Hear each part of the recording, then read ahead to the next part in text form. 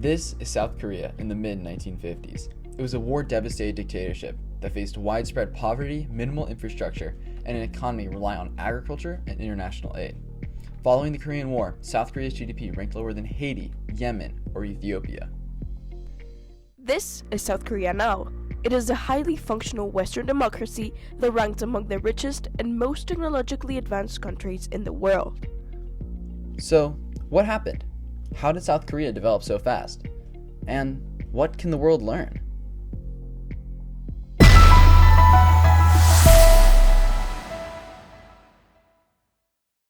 The Korean peninsula had been ruled by the Empire of Japan from the early 1900s through the 1940s. However, with the end of the Second World War, the peninsula was split into the communist north, dominated by the Soviet Union, and the capitalist south, backed by the United States. In 1950, in an effort to reunify the peninsula, North Korea invaded the south. As North Korean forces crossed the 38th parallel with a massive invasion into South Korea. What followed, the Korean War, lasted for more than 3 years and killed more than 3 million South Koreans.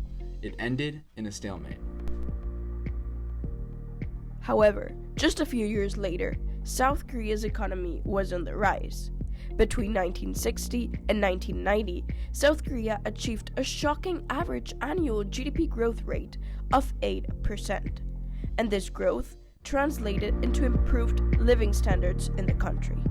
Extreme poverty decreased from over 40% in 1965 to under 10% by 1981. Today, South Korea ranks among the richest and most technologically advanced countries in the world. So, how did South Korea accomplish this development miracle? Early reforms under Syngman Rhee, the first South Korean president from 1948 to 1960, included land distribution, investments in education, laying the groundwork for modernization. Nevertheless, industrial growth remained stagnant until Park Chung-hee's rise to power in 1961. Park established a developmental state model to escape poverty that centered on an export-oriented economy. In essence, he made South Korea the world's factory. Park built his economic system using a mixture of state capitalism and trade protectionism. The Korean government selected particular industries to support and protect from international competition. In particular, his government promoted the development of heavy industries such as steel, shipbuilding, and semiconductors, which were seen as the backbone of industrial growth. Large family-owned conglomerates known as chaebols were also financed by the state through subsidies, foreign currency loans, and tax reduction. In return, these firms were required to maximize exports, enabling the rapid expansion of companies like Samsung, LG, and Hyundai. However, other industries, such as agriculture, were left unprotected from foreign competition. Imports of rice, the primary staple food in South Korea, jumped from almost none at the beginning of Park's rule to over 500,000 metric tons by the end. Traditional rice farmers were undercut, forcing them to switch occupation. Park's government upheld property rights that were enforced by the strong rule of law. His government cracked down on any student protests and any form of rebellion against the regime. State stability was maintained above all else. The South Korean government did not uphold the strong workers' rights, social freedoms, and political liberties that Amartya Sen argued were inherently linked to development. However, still, South Korea developed. Absolute poverty dropped. The government also prioritized infrastructure, and the ports of Busan and Incheon were expanded massively to accommodate exports. Korea also benefited in the 1970s from an educated and motivated workforce. The government had invested heavily in education since the 1950s, with a particular emphasis on universal primary education, vocational training, and expanding access to higher education.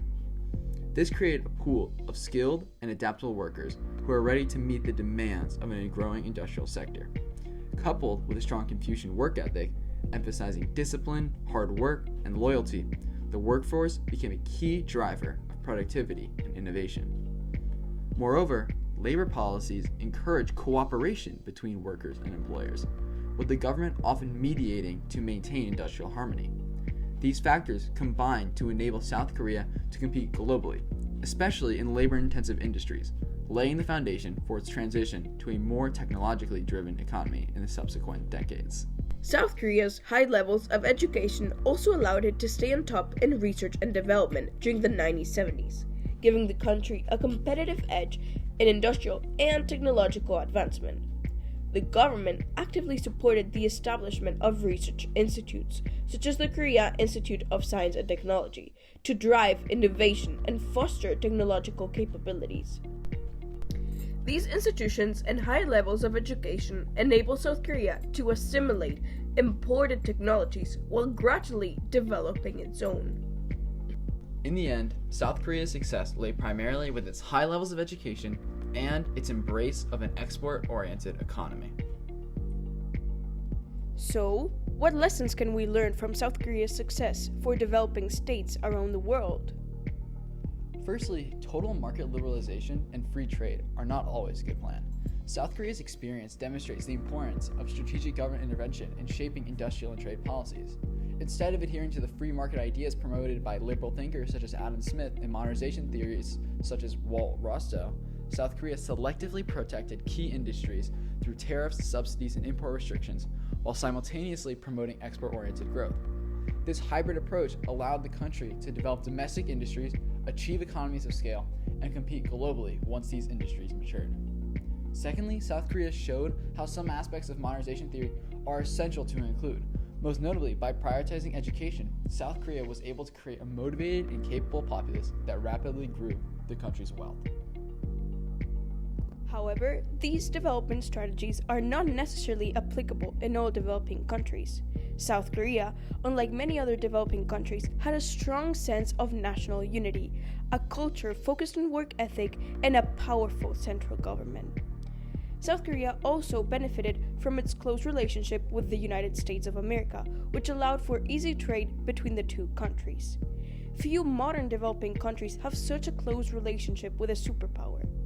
Support from a superpower also led to higher levels of international aid, led by the specifically created United Nations Korea Reconstruction Agency.